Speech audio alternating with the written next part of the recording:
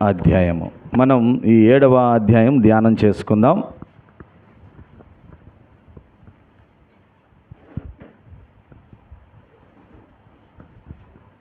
బైబిల్లో చాలా ప్రాముఖ్యమైన అధ్యాయము అని చెప్పడానికి ఎటువంటి సందేహం లేదు. ఎందుకంటే ఈ 7వ అధ్యాయంలో ఇశ్రాయేలీల చరిత్ర దాగి ఉంది. ఒకే ఒక ప్రసంగం ఆపకుండా ఇశ్రాయేలుల చరిత్ర మొత్తం స్టెఫెన్ చెప్పేశాడు.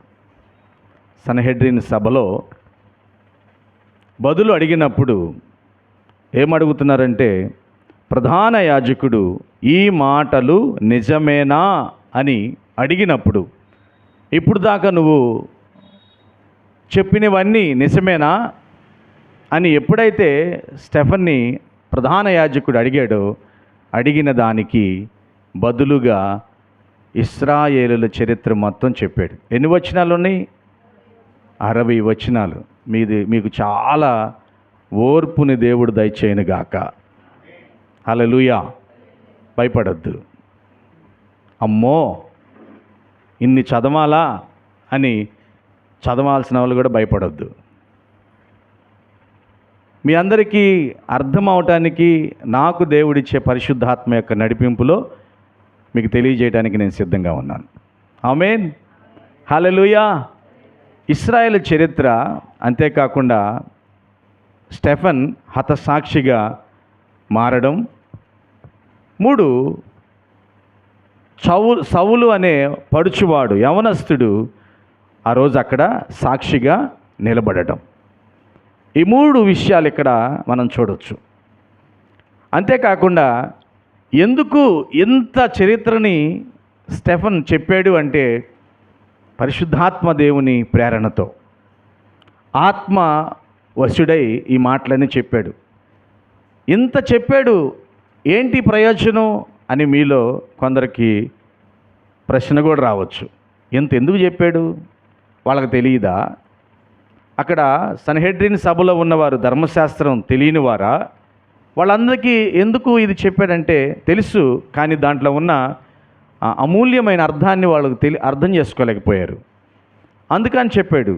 కానీ ఆ రోజు మాట్లాడిన ఆ ప్రసంగం వల్ల ఒక కఠినుడు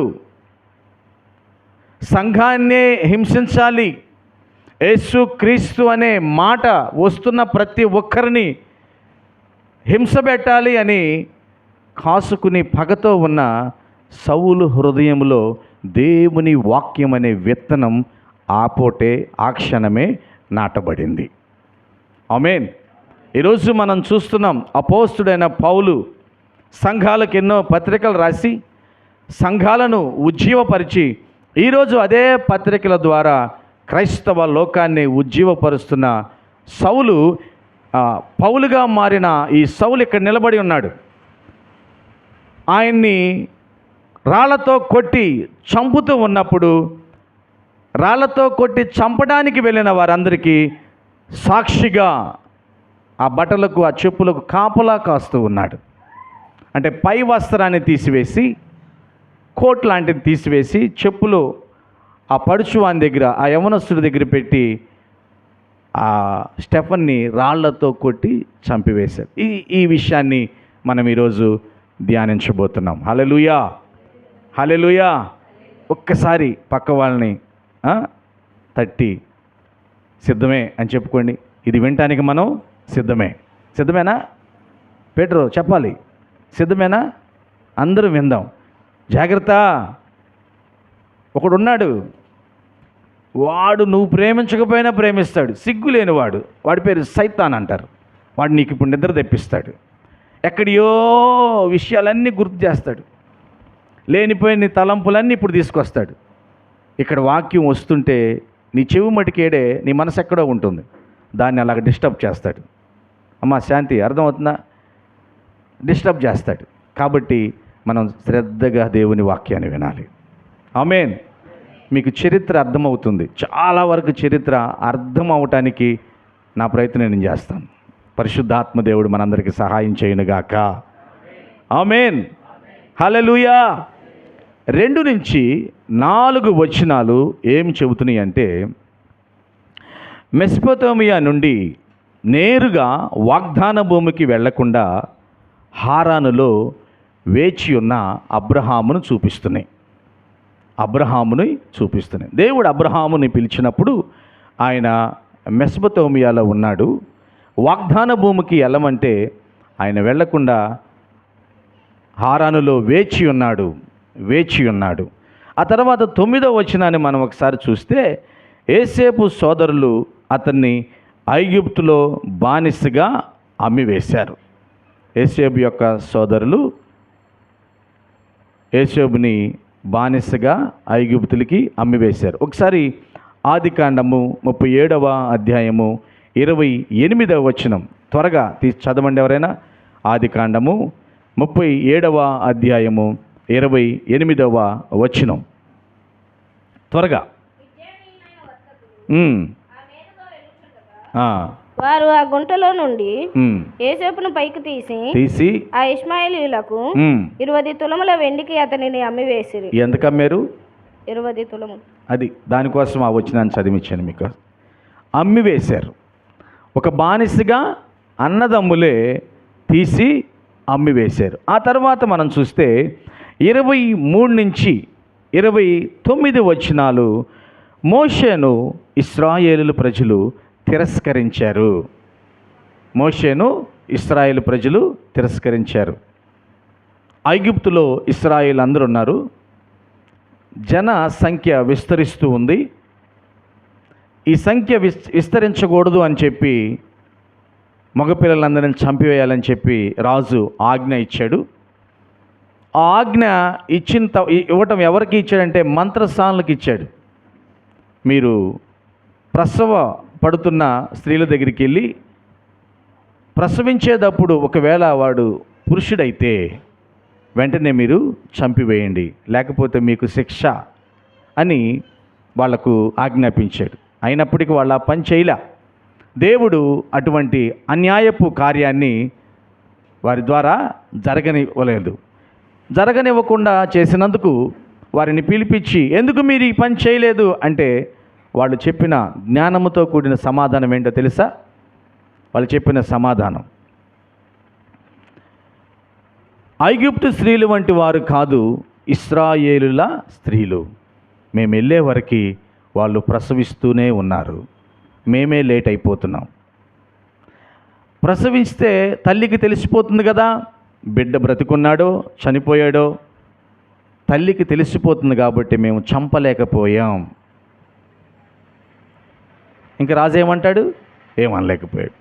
అలాంటి సమయంలో పురుషుల్ని ఇక చంపేయాలనుకున్న సమయంలో మోషే జన్మించాడు. చాలా సుందరుడు, చాలా అందగాడు. ఒక 3 నెలల పాటు దాచిపెట్టారు.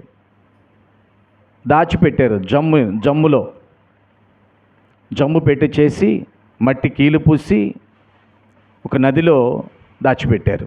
మీకు తెలుసా, ఈరోజు ప్రపంచానికి పెట్రోల్, ఆయిల్ ఇవన్నీ దొరుకుతున్నాయి. ఎలా కనుక్కున్నారో తెలుసా మీకు? ఎవరికైనా తెలుసా ఈ విషయం? ఎలా కనుక్కున్నారు? బైబిల్లో ఉన్న ఈ సత్యాలన్నీ దాగి ఉన్నాయి, వెతికి తెలుసుకోవాలి. ఒక జమ్మి పెట్టికి మట్టి కీలు పూస్తే నీళ్ళలో పెడితే ఊడిపోతుందా? నానిపోయి కరిగిపోదా? మరి మోషే బాలుడుగా ఉన్నప్పుడు మట్టి కీలు పూస్తే కరిగిపోలేదేమి? చెప్పాలి, కరిగిపోలేదేమి? ఆ మట్టి కీలులో ఆయిల్ ఉంది. ఆయిల్ ఉంటే కరుగుతుందా? రంగారావు గారు చెప్పండి. అవకాశం లేదు కదా. అది ఈ సత్యం చాలా కాలానికి కొందరు తెలుసుకుని ఆ దేశంలో ఆయిల్ ఉందని ఆయిల్ బావులు తవ్వించారు. ఈరోజు ప్రపంచానికి ఆయిల్ దొరుకుతుంది.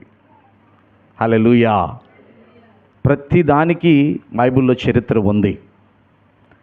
ఆ సమయంలో ఫరో యొక్క కుమార్తె ఆ బాబుని చూసి సుందరుడిగా ఉన్నాడని మోషే అని పేరు పెట్టి, పక్కనే మిరియాము తన అక్క కాపలా కాస్తుంటే ఆమెను పిలిచి ఇతన్ని పెంచడానికి ఎవరినైనా తీసుకురంటే తల్లినే తీసుకొస్తుంది, తల్లే పెంచుతుంది. ఆ తర్వాత ఐగుప్తులో సకల విద్యలు నేర్చుకుని ప్రావీణ్యత పొంది ఎదుగుతూ ఉన్న సమయంలో మోషే కంట, నేను 7వ అధ్యాయంలో ఉన్న చరిత్ర చెబుతున్నా మీకు. మోషేకి నా సహోదరుని కలవాలి అనిపించిందంట. ఒకసారి బయటికి వెళ్ళి కలుద్దామని బయటకు వచ్చాడు. సహోదరుని కలిసి మాట్లాడదాం అనుకున్నాడు. ఇంతలో ఒక ఐగుప్తుడు ఇశ్రాయేలు ప్రజలు గొడవపడి కొట్టుకుంటున్నారు. వెళ్ళి తన సహోదరుడు పక్షాన ఐగుప్తుడి మీద తిరగబడి మోషే కొట్టి చంపేశాడు. అనుకున్నాడు, దేవుడు నన్ను పంపించిన విమోచకుడు అని వీళ్ళు అర్థం చేసుకుంటారేమో అనుకున్నారు. ఎవరు? ఇశ్రాయేలు ప్రజలు అర్థం చేసుకోలా. రెండో రోజు కూడా అలాగనే ఇశ్రాయేలు ప్రజలు పనిచేస్తున్న ఆ ప్రదేశానికి మోషే అలా తిరుగుతూ వచ్చాడు. వస్తే ఈసారి ఐగుప్తీయులు ఇశ్రాయేలు కాదు, ఇశ్రాయేలు ప్రజల్లోని 2 సహోదరులు గొడవ పడుతూ కొట్టుకుంటున్నారు. అప్పుడు వెళ్ళి, సహోదరులారా, మనం ఇద్దరం అన్నదమ్ముళ్ళం,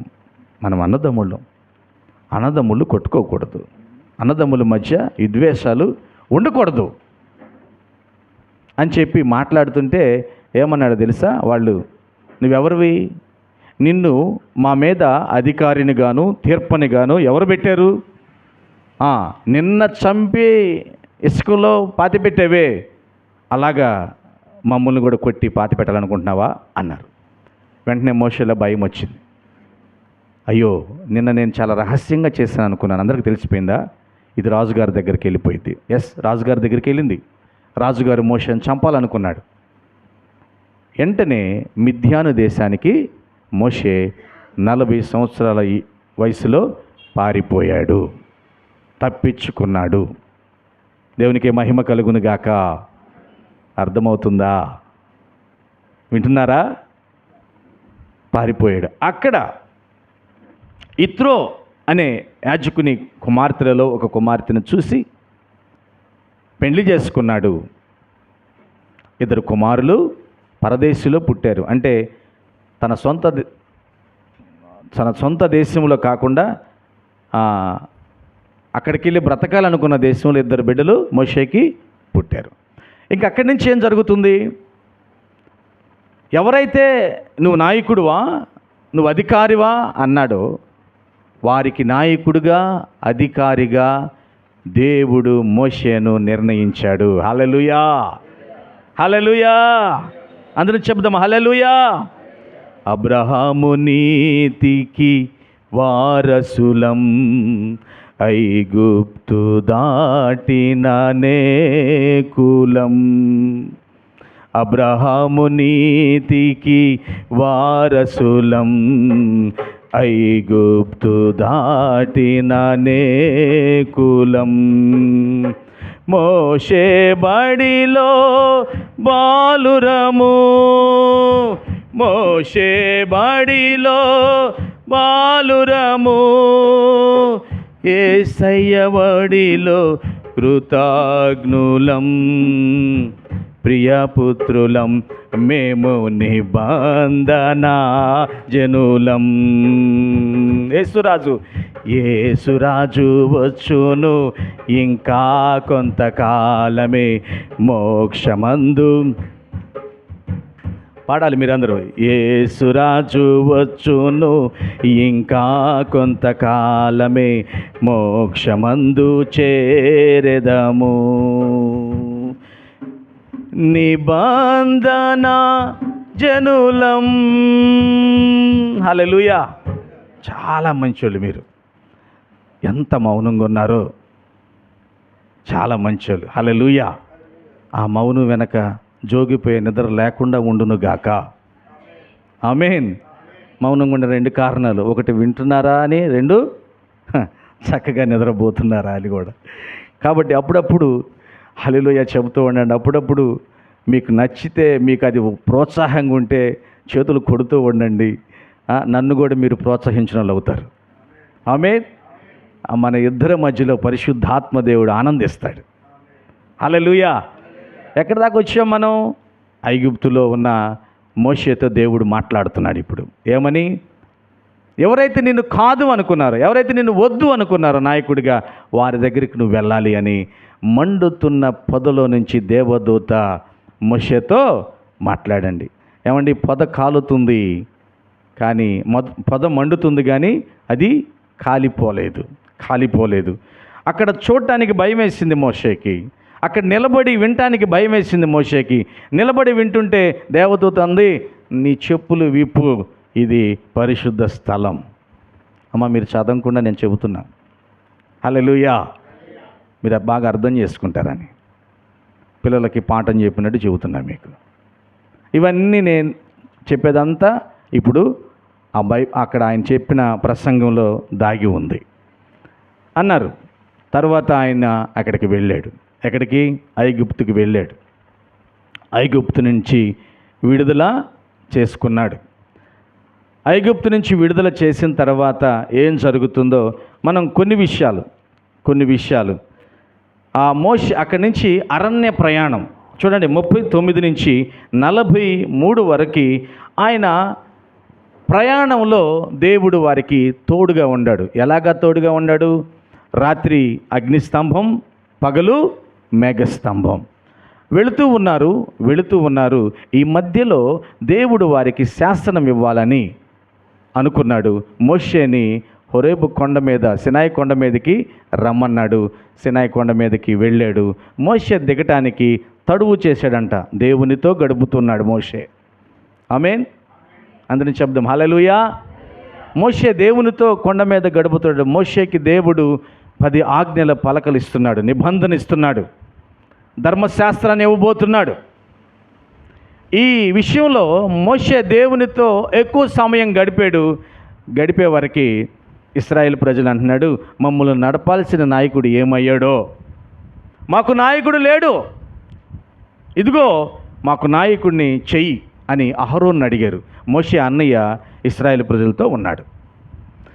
ఆయన ఏమన్నాడంటే, మీ దగ్గర ఉన్న పోగులు కడియాలు మొత్తం తీసుకొచ్చి నాకు ఇవ్వండి అన్నాడు. బంగారం అన్నీ తీసుకొచ్చి నాకు ఇవ్వండి అన్నాడు. ఆయన దగ్గర పోగరు ఉంది. ఏముంది? పోగరు, కొలిము తెలుసు కదా మీకు, ఇలా తిప్పుతూ ఉంటే ఇనుము కరుగుతూ ఉంటుంది. చూసారు ఎప్పుడన్నా? టౌన్లో ఇప్పటికీ ఉంది, అలాంటిది ఉంది ఆయన దగ్గర.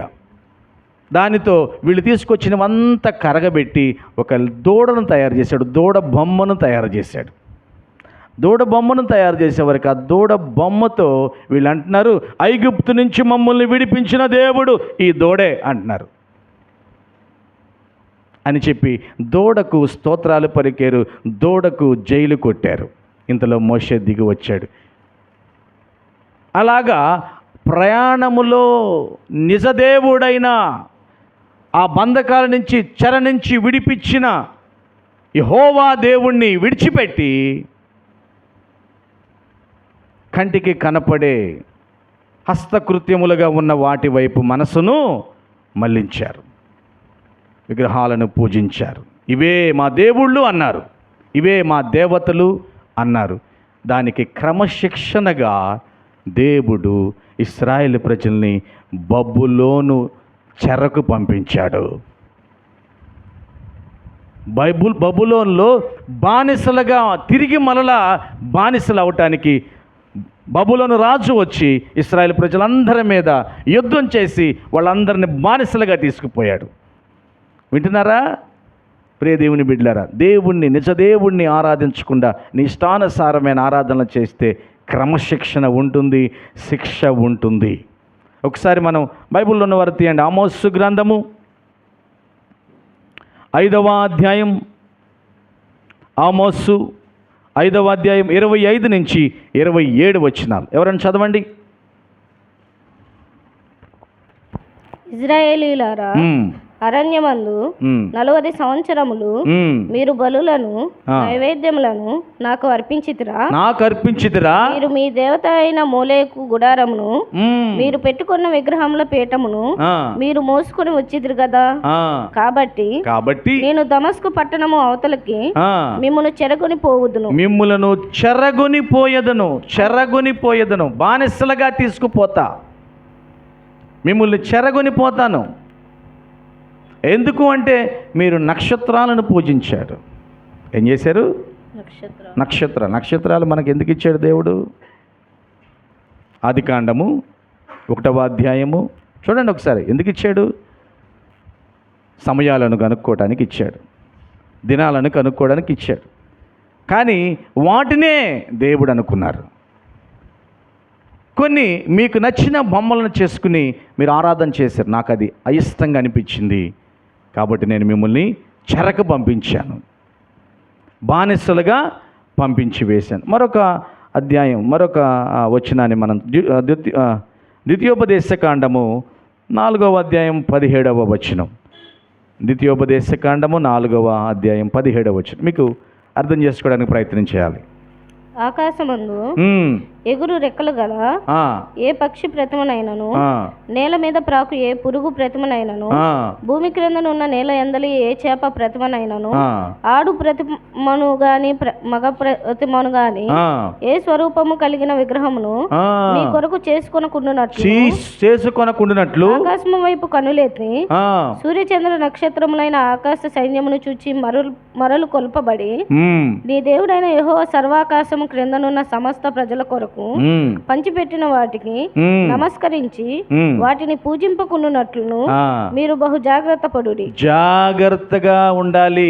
అవి మీకోసం నేను ఇచ్చాను, కానీ అవి దైవములు కాదు. మీకు వింటున్నారా ప్రియదేవుని బిడ్డలారా? అవి మీకు దైవములు కాదు. వాటినన్నిటిని మీకోసం ఇచ్చాను. వాటిని సృష్టించింది మీ కొరకు నేను. వాటిని బొమ్మలుగా చేసుకుని నీళ్ళల్లో ఉన్నవాటిని, నేల మీద ఉన్నవాటిని, ఎగిరే వాటిని దయచేసి మీరు చెయ్యమాకండి. ఇశ్రాయేలు ప్రజలు ప్రయాణంలో ఈ మోషే ఏమయ్యాడో, మాకు నాయకుడు లేడు అని ఐగుప్తులలాగా ఆరాధన ప్రారంభిస్తే వాళ్ళని ఏం చేశాడంట? చెరలోనికి పంపించాడంట. తర్వాత 44 నుంచి 50 వచనాల వరకు సాక్ష్యపు గుడారమును అరణ్యము నుండి పితరులు ఈ దేశములోనికి తీసుకుని వచ్చారు. దావీదు దేవుని దయ వలన దేవుని నివాస స్థలము కట్టగోరెను గాని, అయితే సొలొమోను దానిని కట్టాడు. అయితే అది దేవుని ఇల్లా? ఇది నా ప్రశ్న కాదు, స్టెఫన్ ప్రశ్న కూడా ఇదే. అక్కడ మందసాన్ని ఒకటి దేవుడు చేసుకోమన్నాడు, దాంట్లో కొన్నిటిని ఉంచమన్నాడు. అది ఇశ్రాయేలు ప్రజలు అరణ్యములో ప్రయాణం చేస్తున్నప్పుడు వారితో పాటు వచ్చింది, వారితో పాటు మోసుకొని వచ్చారు. మోషే టైం అయిపోయింది. మోషే సమయం అయిపోయిన తర్వాత యెహోషువ సమయం వచ్చింది. యెహోషువ సమయం వచ్చేవరకు మనం ఉంటున్న దేశంలోనికి ఇదిగో ఈ మందసం వచ్చింది అని స్టెఫన్ అంటున్నాడు.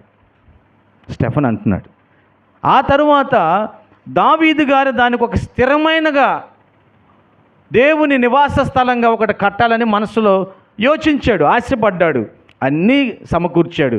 కానీ దావీదుకి దేవుడు అవకాశము ఇవ్వలేదు. హల్లెలూయా,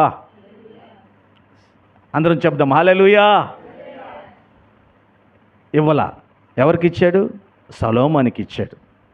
వాస్తవానికి దావీదు అన్నీ సమకూర్చాడు, కానీ దావీదు పేరు దేని మీద లేదు. సొలొమోను మండపం అంటారు. పాటలు కూడా ఉన్నాయి కదా, సొలొమోను మండపం అనే పాట కూడా ఏదో ఉంది, చక్కగా రాశారు భక్తులు. దావీదు మందిరం అనరు, సొలొమోను యొక్క మందిరం. సొలొమోను కట్టించాడు. కానీ అదే సొలొమోను అంటాడు, ఇది దేవుని మందిరం కాదు, దేవుని ఆరాధన స్థలం. హల్లెలూయా.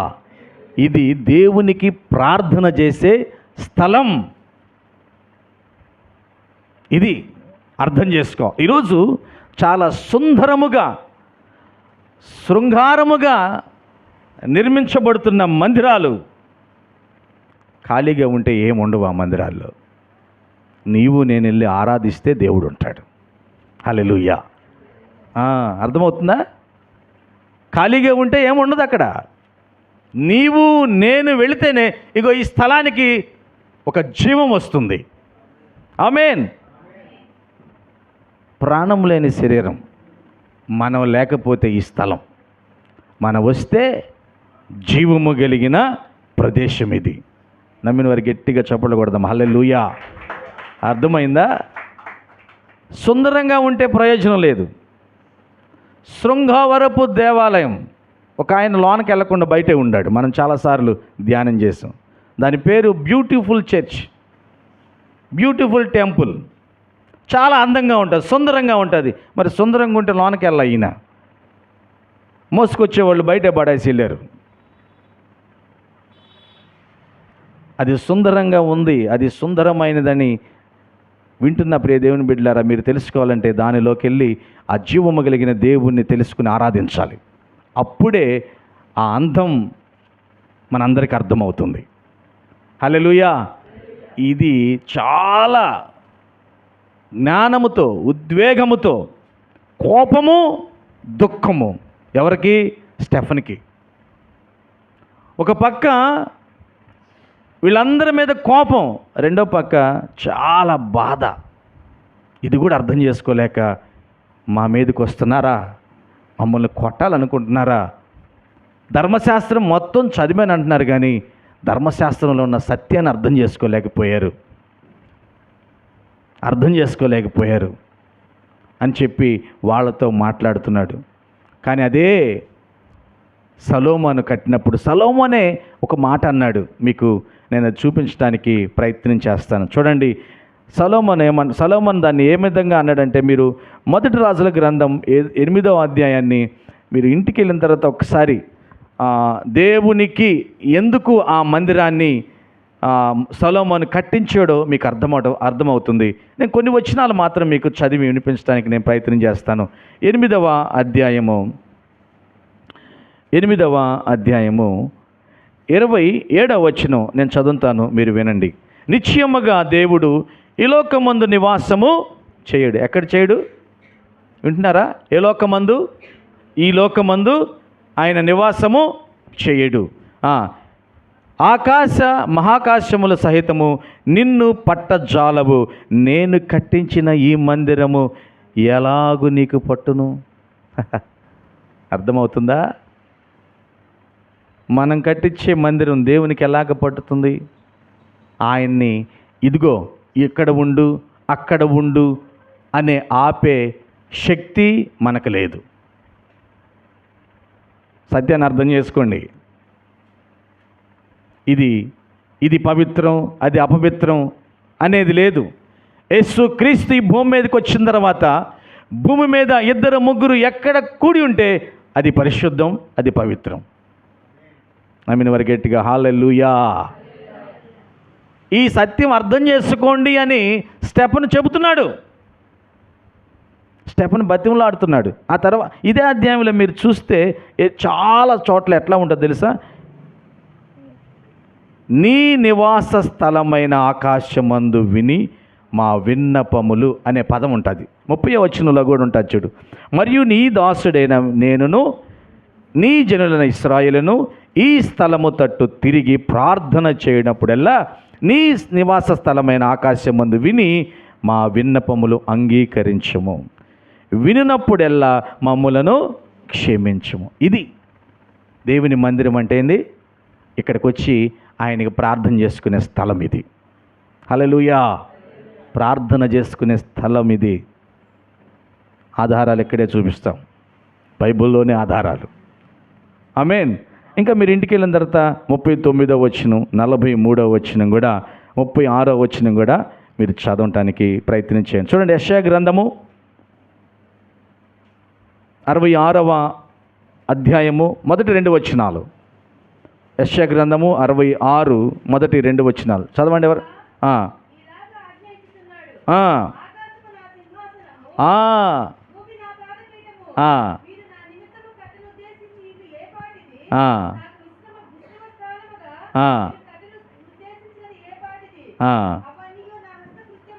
అవన్నీ ఏంటంట? దేవుని చేతి పనులు. హల్లెలూయా. నా చేత్తో చేసినవి, నా చేత్తో చేసుకుని నేను ఎలాగుంటాను? అర్థమవుతుందా? ఆకాశము ఆయన కుర్చీ, ఇక మనం ఉన్న ఈ భూమి ఆయన పాదాలు పెట్టుకునే పీట. మీకు అర్థమవడం చెబుతున్నాను.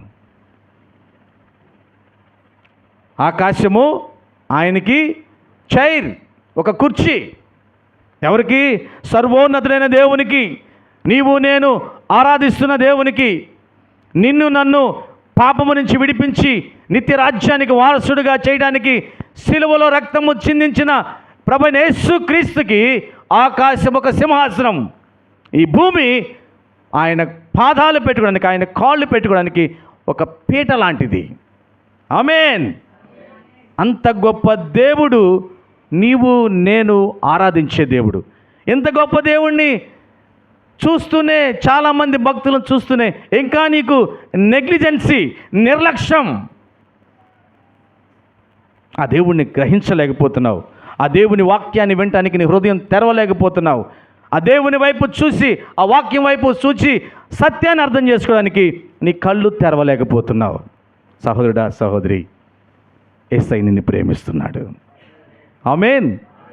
యేసుక్రీస్తు నిన్ను ప్రేమిస్తున్నాడు. ఎంతగా అంటే ఎంత అని చెప్పలేము. ఆకాశము కంటే ఎత్తైనది, సముద్రము కంటే లోతైనది. ఆకాశము కంటే, సముద్రము కంటే లోతైనది. నా తల్లి కన్నా, నా తండ్రి కన్నా మిన్నైనది నీ ప్రేమ. నా తల్లి కన్నా, నా తండ్రి కన్నా మిన్నైనది నీ ప్రేమ. మిన్నైనది నీ ప్రేమ, మిన్నైనది నీ ప్రేమ. హల్లెలూయా. యేసయ్య ప్రేమ ఎంత అంతని మనము చెప్పజాలము, చెప్పలేము. ఆ ప్రేమను అర్థం చేసుకునే పోతున్నారు. బోధకులని చెప్పుకుంటున్నారు, చెంగులు బారుగా పెట్టుకున్నారు. అధికార మందిరాల్లో ఎదుటివారు వందనాలు చెబుతారా చెప్పరా, వంగి దండాలు పెడతారా పెట్టరా అని ఎదురు చూస్తున్నారు ఈ ధర్మశాస్త్ర ఉపదేశకులు. కానీ సత్యాన్ని గ్రహించట్లేదు. ఏది పవిత్రం? నువ్వు నేను కలిసి ఆ ప్రదేశం ఏదైనా ఆరాధిస్తే అది పవిత్రం. ఆమేన్. హల్లెలూయా. ఎప్పుడు మనం ఆరాధించే మందిరాలు పరిశుద్ధంగా పవిత్రంగా మారుతాయి అంటే నువ్వు నేను ఉంటేనే. లేకపోతే ఏమీ లేదు, అక్కడ ఖాళీ స్థలం. ఈ సత్యాన్ని అర్థం చేసుకోండి బాబు అని చెబుతున్నాడు. ఆ సొలొమోనే చెప్పాడు, ఆకాశం ఆయన సింహాసనమని, భూమి ఆయన పాదపీఠమని. ప్రవక్తలు చెప్పారు. ఎందుకని? ఈ విషయాల్ని మీరు అర్థం చేసుకోలేకపోతున్నారని గట్టిగా బోధిస్తూ ఉన్నప్పుడు ఏమవుతుంది అక్కడ? ఏమవుతుంది? 7వ అధ్యాయం చూద్దాం. 51వ వచనం. అప్పటి వరకు అయిపోయింది. 51వ వచనం ఏమంటున్నాడు? చివరిగా ఈ మాటలన్నీ చెప్పిన వారు సరిగా ఆలకించకపోయే వారికి ఏమంటున్నాడు? 51 నుంచి ఒక్కసారి, ముష్కరులారా, హృదయములను చెవులను దేవుని వాక్యమునకు లోపరచనలని వారులారా, మీ పితరుల వలె మీరును ఎల్లప్పుడూ పరిశుద్ధాత్మను ఎదిరించుచున్నారు. మూర్ఖులారా, ఎంత చెప్పినా చెవి యొగ్గని వారులారా. నేను అన్నది కాదండి, దాన్ని వర్ణిస్తున్నంతే.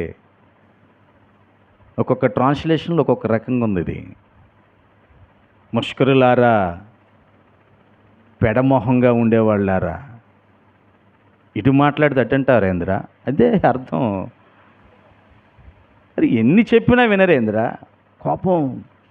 అందుకే నేను ముందే చెప్పాను, స్టెఫెన్ మాట్లాడుతూ ప్రేమ ఉంది, దుఃఖం కూడా ఉంది పాపం. నిన్న కాక మొన్న వచ్చాను మందిరంలోకి, సత్యాన్ని గ్రహించగలుగుతున్నాను, సత్యాన్ని అర్థం చేసుకున్నాను, పరిచర్యలో పాల్గొన్నాను, నమ్మకంగా పరిచర్య చేస్తున్నాను. మీరేంద్ర మమ్మల్ని కొడతానికి వస్తారు? అర్థం చేసుకోరా వాక్యాన్ని? ముష్కరులారా, మూర్ఖులారా, ఇదే మాట అన్నాడు. మూర్ఖులారా, హృదయమును చెవులను దేవుని వాక్యమునకు లోపరచనిలని వారులారా, మీ పితరుల వారి మీరును ఎల్లప్పుడూ పరిశుద్ధాత్మను మోసం చేస్తారు. ఎదిరిస్తున్నారు. మీ పితరులు కూడా అలాగే చేశారు. ఎన్ని చెప్పినా వినలా, ప్రవక్తలను చంపేశారు. అదే కదా తర్వాత అంటున్నాడు, మీ పితరులు ప్రవక్తలు ఎవరిని హింసింపకయుండిరి. ఎవరిని వదిలేరు? మారండి మారండి అని ప్రవక్తలు వచ్చి చెప్తే వదిలేరా? మిగిల్చారా? ఇర్మియాని ఆపారా? చంపేశారు కదా.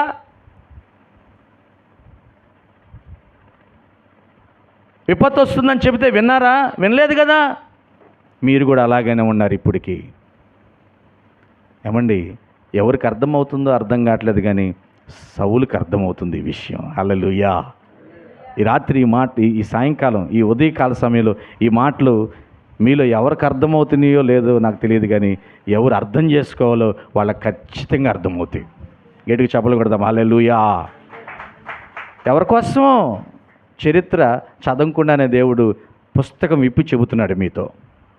ఆమేన్. పుస్తకాన్ని విప్పి చూపిస్తున్నాడు. చరిత్ర అబ్రహాము కాడి నుంచి. ఒకసారి మత్తయి సువార్త,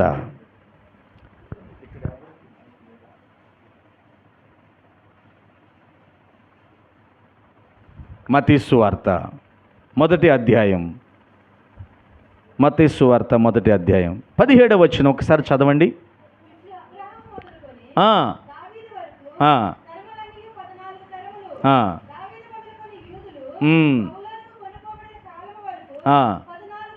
14 తరములు.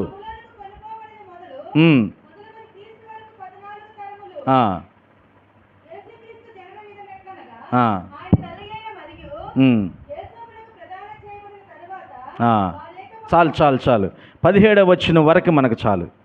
17వ వచనంలో ఏముంది? విన్నవాళ్ళు చెప్పండి, ఏముంది? 17వ వచనం, అబ్రహాము మొదలుకొని దావీదు వరకు ఎన్ని తరాలు? చెప్పాలమ్మా మీరు అందరు, ఎన్ని తరాలు? దావీదు మొదలుకొని బబులోను చెరకి కొనుబోబడిన తరాలు ఎన్ని? 14. బబులోను చెర నుండి యేసుక్రీస్తు వరకు ఎన్ని తరాలు? ఇన్ని తరాల గురించి స్టెఫెన్ నుంచుని చెబుతున్నాడు వాక్యం. హల్లెలూయా. అర్థమవుతుందా మీకు? అబ్రహాముతో ప్రారంభించాడు, యేసుక్రీస్తు ముగించాడు. అబ్రహాముతో ప్రారంభించాడు, యేసుక్రీస్తు 3:14 42 తరాల గురించి గొక్క తిప్పకుండా చెప్పేస్తాడు. దేవునికే మహిమ కలుగును గాక. క్రైస్తవుడా, ముందు అది అర్థం చేసుకోవాలి. మనం అర్థం చేసుకోవాలి. దాంట్లో ఉన్న మూలాలు, ముఖ్యమైన విషయాలను స్టెఫెన్ ఎత్తి చూపిస్తున్నాడు. బాధతో వేదనతో కష్టంతో అంటున్నాడు, ముష్కరులారా, హృదయమును చెవులను దేవుని వాక్యమునకు లోపరచనలని వారులారా, మీ పితరుల వారి మీరును ఎల్లప్పుడూ పరిశుద్ధాత్మను ఎదిరించున్నారు. మీ పితరుల ప్రవక్తలలో ఎవరిని హింసింపకుండుండిరి? ఆ నీతిమంతుని రాకను గురించి ముందు తెలిపిన వారిని చంపిరి. ఆయనను మీరు ఇప్పుడు అప్పగించి హత్య చేసిన వారై. అప్పుడు మీ పితరులు మెస్సయ్య వస్తాడు అని చెప్పిన వాళ్ళందరిని చంపేశారు కదరా. అంతేనా అంది? అమ్మ నేనేమో కొత్త మాటలు చెబుతున్నానా? అంతేకంది? అంతేకాదు చెప్పిన తర్వాత ఆయనను మీరిప్పుడు అప్పగించి హత్య చేశారు కదరా నాయన. ఆ మెస్సయ్య వచ్చాడు. హల్లెలూయా. ఆ మెస్సయ్య వచ్చాడు. వచ్చిన తర్వాత ఆ మెస్సయ్య ఆయనని మీరు అర్థం చేసుకోలేక ఆయన ఏం చేశారు? మర్డర్ చేశారు, మీరు చంపేశారు. అబద్ధపు సాక్ష్యాలు పెట్టుకుని చంపేశారు. కానీ అది మన మేలుకే. అది లేఖనములు నెరవేర్చబడాలని ఆయన శిలువ మీద మనందరి కోసం మరణించాడు. ఆమేన్. ఆయన శిలువ మీద నీ కొరకు నా కొరకు చివరి రక్తబొట్టు వరకు చిందించి వేశాడు. అది లేఖనం నెరవేర్చబడాలి. ఒక పాపి రక్షించబడాలంటే నిర్దోషమైనది బలిగా అర్పించబడాలి. ఒకప్పుడు బలులు అర్పించారు. గొవ్వలు, పావురాళ్ళు, మేకలు, ఎద్దులు అర్పించారు. కానీ ధర్మశాస్త్రానుసారంగా ఒక బలి నిర్దోషమైనదై ఉండాలి. ఎటువంటి బలి అర్పించాలి? కుంటిది కానీ, గుడ్డిది కానీ, రోగం లేనిది, మచ్చ లేనిది బలిగా తీసుకురావాలి. మనం ఇచ్చే బలులు మంచియా? ఏ రోగం లేని దాన్ని తీసుకెళ్ళి ఇస్తున్నావా? ఈ రోజుకి కూడా దేవుని మందిరపు పనికి, సువార్త పనికి ఇవ్వాలంటే మా ఇంట్లో తీసేసిన దాన్ని పాస్టర్ గారికి ఇద్దాం అనుకుంటావు. నువ్వు ఎక్స్ట్రా ఉంది, ఆయనకన్నీ ఇవ్వండి, ఆయనకు ఉపయోగపడిద్దాము. అయ్యో, దేవుడు కోరుకునేది మంచిది, శ్రేష్టమైనది. అందుకే మీ ప్రథమ ఫలం నాది అంటాడు. హల్లెలూయా. మీ ఇంట్లో పెద్ద కొడుకు నాకు, పెద్ద కూతురు నాకు అంటున్నాడు. హల్లెలూయా. ప్రతిష్ఠిస్తారు. అలాగా ప్రతిష్ఠించాలి, ప్రతిష్ఠ చేయాలి. దేవా నువ్విచ్చావు, ఈ బిడ్డ నీకే అని ప్రతిష్ఠించాలి. పని, మనకిచ్చిన స్కిల్ దేవునికి ప్రతిష్ఠించాలి. ఈ బలులు వల్ల ఏది కాకపోతే నిర్దోషమైన బలిగా, నిష్కలంకమైన బలిగా యేసుక్రీస్తు వారే నా కోసం నీ కోసం వచ్చాడు. నమ్మిన వారి హల్లెలూయా చెబుదాం. హల్లెలూయా. ఆయన వచ్చాడు ఏ పాపము లేనివాడిగా, యవ్వనస్తుడిగా, 33.5 సంవత్సరములో మంచి కుర్రవాడిగా, తప్పు చేయని వాడిగా సభ ముందు నిలబడి నాలో పాపముందని ఎవడైనా చెప్పగలడా, నిరూపించగలడా అని నిలబడి నిర్దోషమైన వాడిగా నిర్దోషమైన రక్తాన్ని నీ కొరకు నా కొరకు చిందించాడు. సహోదరుడా, సహోదరి, హల్లెలూయా. అది నిజమైన బలి. అది ఒక్కసారి చాలు. ఇంకా సంవత్సరం చేయాల్సిన అవసరంలా, ఇంకా నెలకి తప్పు చేసినప్పుడల్లా బలులు అర్పించాల్సిన అవసరంలా. ఈ సత్యం మీకు తెలుసు కదా. ఆయనే మెస్సీగా వస్తే ఆయన్ని కూడా చంపారు కదరా మీరు, తప్పుడు సాక్ష్యాలు పెట్టి అని అంటే ఏమన్నారు తెలుసా? చూడండి 53. దేవదూతల ద్వారా నియమింపబడిన ధర్మశాస్త్రము మీరు పొందిరి కానీ దానిని గైకొనలేదు, అర్థం చేసుకోలేదు. మీకు వచ్చింది చేతికి, దాన్ని సరిగా అర్థం చేసుకోలేదు. ఈ మాటలు విన్నారంటండి. ఎవరు? ఇక్కడున్న సన్హెడ్రిన్ సభలో ఉన్న వారందరూ. చూడండి అక్కడ రాయబడిన మాటలు 54. వారి మాటలు విని కోపముతో మండిపడి, 2 వేస్తుంది. ఏముంది అక్కడ? మండిపడి అక్కడ అబ్బా, హృదయం తెగిపోయి అంత కోపం వచ్చిందంట. ఎంత కోపం వచ్చిద్దా మీకు? నాకు వచ్చేది అంతకుముందు. హృదయం తెలీదా మీకు? కోపం రాదా? అబ్బాయి నీ పేరేం పేరు మర్చిపోతున్నా. రోషన్ రాదా కోపం? కొంతమంది కోపం వస్తే చిందులేస్తారు, కొంతమంది కోపం వస్తే గోడలు గుద్దుతారు. స్త్రీలైతే ఎవరిళ్ళల్లో చొట్టబడిపోయిన ప్లేట్లు, చెంబులు ఉండయో ఆ ఇంట్లో ఎక్కువగా వాళ్ళు కోపం వచ్చిందని అర్థం. ఏం చేయలేక పెద్దగా ఆ లైన్ కనపడాలి కదా, కొడితే కింద అమ్మ కోపం వచ్చింది, ఇంకెందుకు వచ్చిన గొడవ అని అనుకోవాలి. అర్థమవుతుందా? హల్లెలూయా, హల్లెలూయా. గోడలకేసి గుద్దుకుంటారు, తలలేసి పొడుచుకుంటారు, కత్తులు పెట్టి కోసుకుంటారు. అయ్యో కోపం, హృదయం నరకబడి అంత కోపం, అంత కోపం వచ్చిందంట స్టెఫన్ మీద. వీళ్ళకి ఏం చేయాలనుకున్నారు? మండిపడి అతనిని చూసి పండ్లు కొరికారంట. కొరకండి ఒకసారి మీరు పళ్ళు. పర్లేదు కొరకండి అమ్మా, పట్ట పట్ట పట్ట కొరకండి, సౌండ్ వచ్చిద్దారా చూద్దామని. నాకు రాట్లా, గరుకు పోయినట్టుంది. దేవునికి మహిమ కలుగును గాక. పట్ట పట్ట పట్ట పట్ట పళ్ళు కొరికారంట. ముందు పళ్ళు కొరికారు, తర్వాత ఆయన మీద పడ్డారు. వాళ్ళకేమో ఈ మాటలు విని కోపం వచ్చింది. మీలో ఎంతమందికి కోపం వచ్చిందో నాకు తెలియదు. అయితే చెప్పిన స్టెఫన్కి అతడు పరిశుద్ధాత్మతో నింపబడిన వాడై, గట్టికి చప్పలు కొట్టాలండి, బిగ్గరగా చప్పట్లు కొడదామండి. దేవునికే మహిమ కలుగునుగాక. దేవునికే మహిమ కలుగునుగాక. ఈ సత్యాన్ని గ్రహిస్తున్న వాళ్ళకి పరిశుద్ధాత్మతో నింపబడాలి. హల్లెలూయా. ఈ సత్యాన్ని అర్థం చేసుకునేవారు పరిశుద్ధాత్మతో నింపబడాలి. దేవుని ఆత్మ పౌలుని స్టెఫన్ని నింపబడుతున్నాడు. వాళ్ళకేమో కోపం, ఈయనకేమో పరిశుద్ధాత్మ. ఎంత వ్యత్యాసం, ఎంత వ్యత్యాసం. ప్రియ దేవుని బిడ్డ, ఎప్పటికీ కొంతమందికి దేవుని వాక్యం అర్థం కాక దేవుని వాక్యం వింటుంటే పట పట పట పళ్ళు కొరుకుతున్నారు. కొన్ని దేశాల్లో, కొన్ని రాష్ట్రాల్లో, కొన్ని ప్రాంతాల్లో అర్థం కాక, కదా, అర్థం కాక వాళ్ళకి అర్థం అవ్వాలి దేవుని ప్రేమ అంటే ఏందో. ఆమేన్. హల్లెలూయా. విశ్వాసమే మా వేదాంతం, నిరీక్షణే మా సిద్ధాంతం.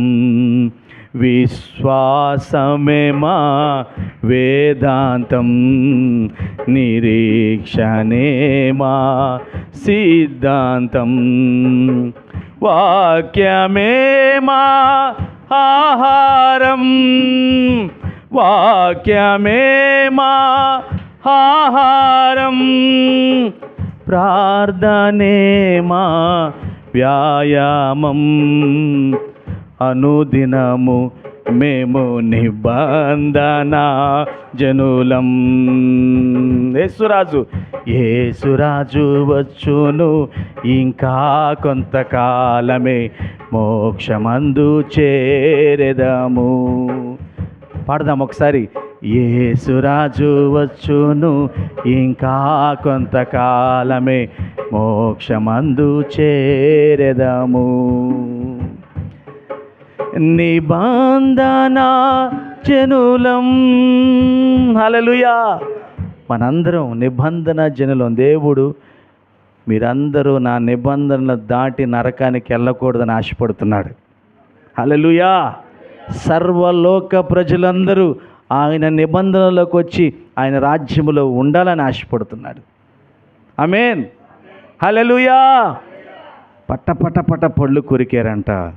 ఈయనైతే పరిశుద్ధాత్మతో నింపబడి ఆకాశం వైపు తేరి చూసి దేవుని మహిమను యేసు కుడి పార్శ్వమందు నిలిచి ఉండుట చూసి, ఆమేన్. హల్లెలూయా.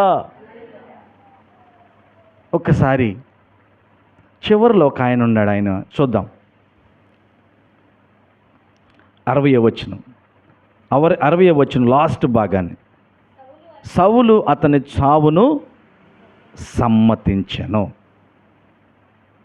సౌలు అతని చావును సమ్మతించెను. ఒకసారి ఇమాజిన్ చేసుకుందాం. ఒకసారి అనందరం ఊహిద్దాం. ఇలాగ అనుకుందాం. ఊహేనండి, నిజం కాదు. చూస్తున్నారు ఇటు. హల్లెలూయా. యేసుక్రీస్తు వారు సిలువలో ఉన్నాడు. ఎక్కడున్నాడు చెప్పాలి అందరూ. యేసుక్రీస్తు వారు సిలువలో ఉన్నాడు. యేసుక్రీస్తు పక్కన కుడివైపు నొకరు, ఎడమ వైపు నొకరు, ఇద్దరు దొంగలను సిలువ వేశారు. వేశారా లేదా? వేశారు కదా. ఇప్పుడు స్టెఫను కుడివైపున ఉన్నాడు అనుకుందాం మనం. ఎక్కడున్నాడు?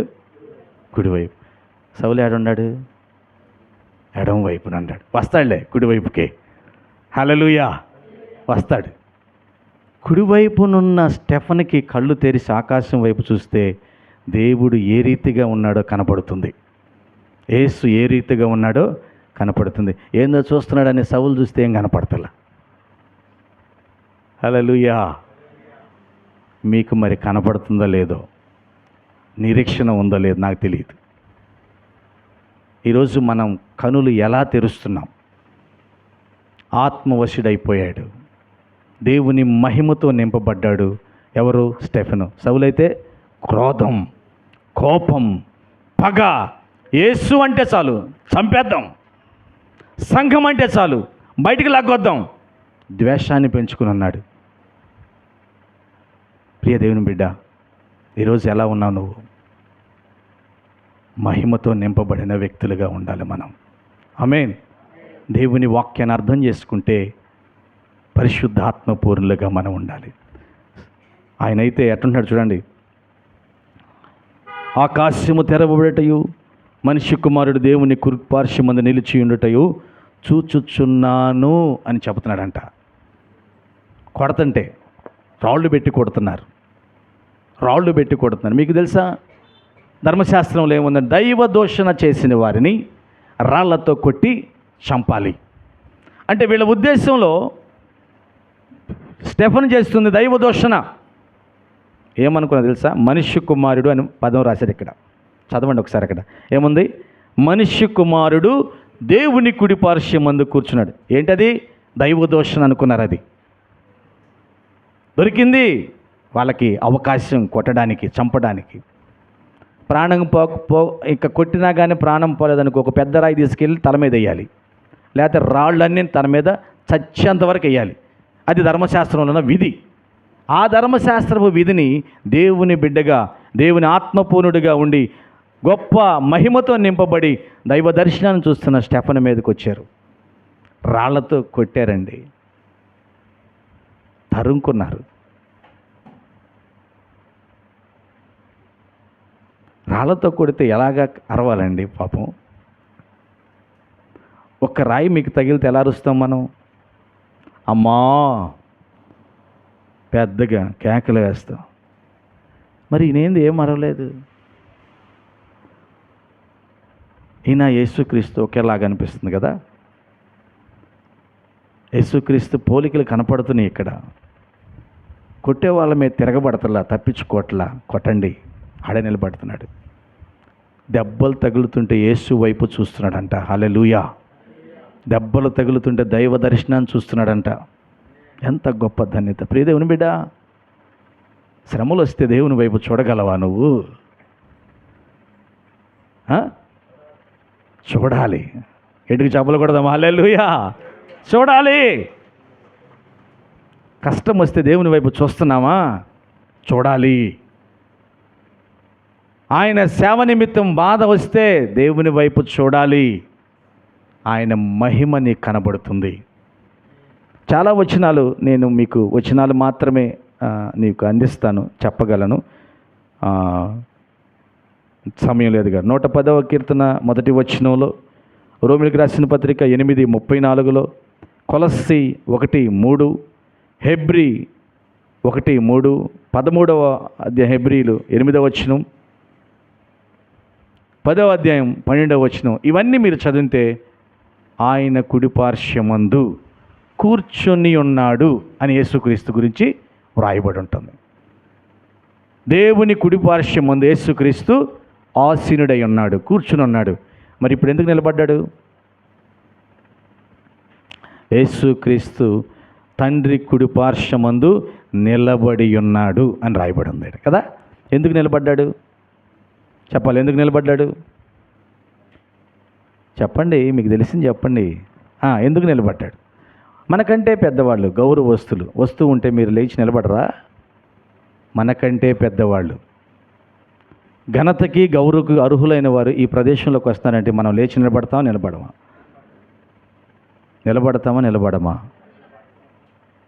నిలబడతామా? అబ్బా, స్టెఫెను పరలోకం వస్తుంటే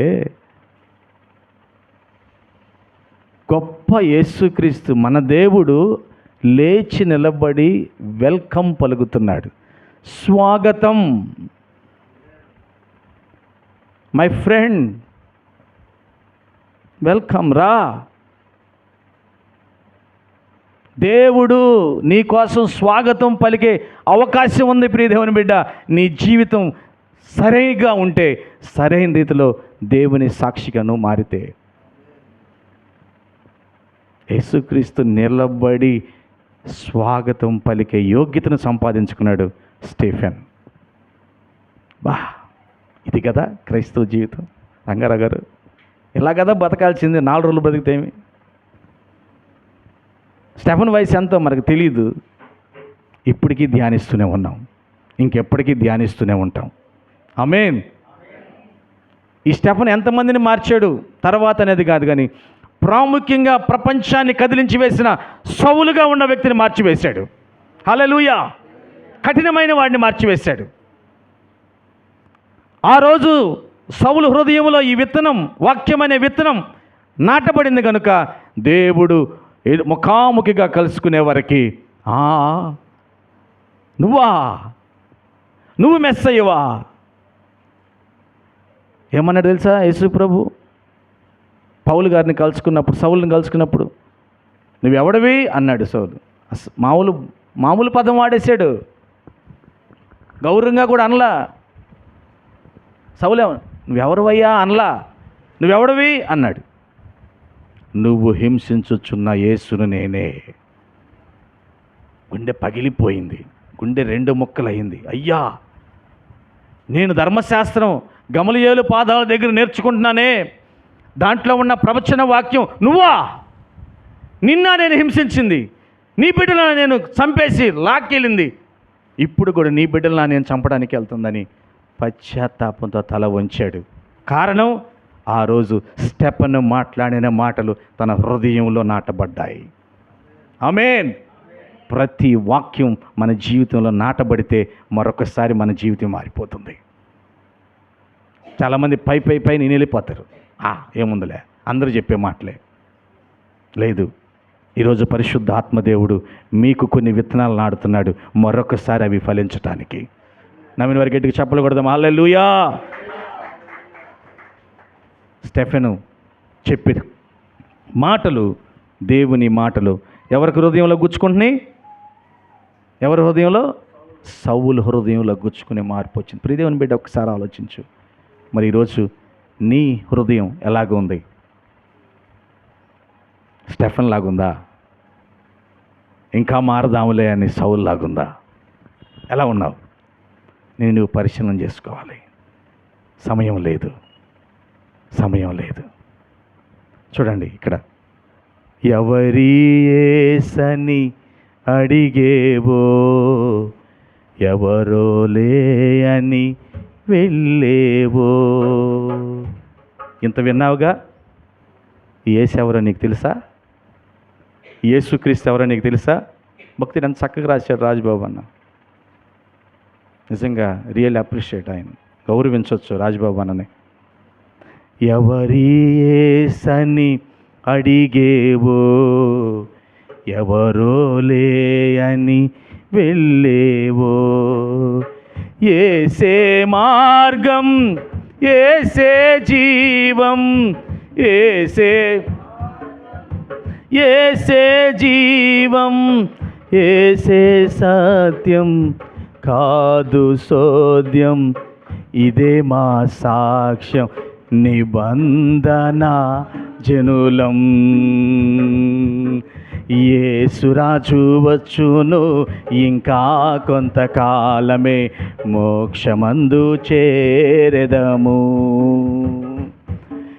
యేసురాజు వచ్చును ఇంకా కొంతకాలమే, మోక్షమందు చేరెదము. లేచి నిలబడదాం.